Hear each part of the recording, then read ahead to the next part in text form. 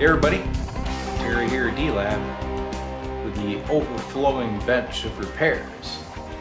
Tonight I'm doing a quick repair for a friend of mine. This is a Trace Elliot amplifier, solid state bass amp, and the complaint is no output. Well, the amp isn't blowing fuses, that's a good thing, but there is no output. However, when I flex the circuit board, you'll see all kinds of lightning on the scope. So I suspect a bad connection. Let me show you what I got. So here she is, a little Trace Elliot GP7SM bass amp. Okay. Here's the output section. There's the preamp board. There's your power transformer. That's about all you get in there. Not much. Okay, now watch my scope. Okay. There it is. Flat line. I'm coming into this thing with the audio generator. What I'm going to do is just simply flex the circuit board and watch my scope. So here we are, hand on the old circus board. Watch the scope.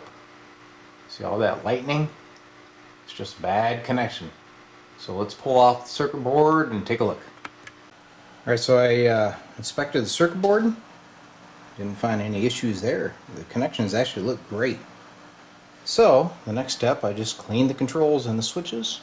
And now here is the scope. You can see you got good output, nice and clean. It's time to put her back together. Well, the amp is back up and running, but I did find that when I moved the board, I still had a little bit of distortion in the sine wave. I traced that down to the return jack. The return jack is used when you have effects plugged in. When it's not plugged in, it's supposed to short that line, allow the signal to go through, okay? So it needs to be cleaned.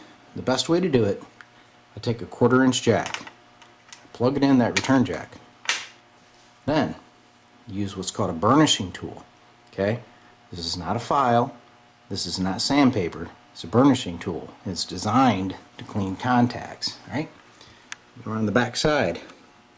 Here's the jack right here, and you see that contact is raised because I put a plug in there. So you insert your burnishing tool. Okay. Then I go front side and pull that jack out. You go back here, and now your tool's in between that contact, and you can move it back and forth and clean it. Pull it out, and that will solve the problem. Alright, final test. Right back to the scope. This is the best way to test them. There she is. I'm going to go down here and flex that board. Watch the trace. Stable as can be. No jumping around. She's good to go. So once again, tech tip, free from D-Lab. This is what I always do. Check for the obvious.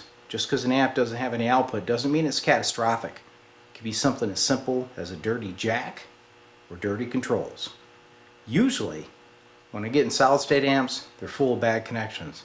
This one didn't have any. I was actually surprised. So I hope this helps you out. Thanks for watching.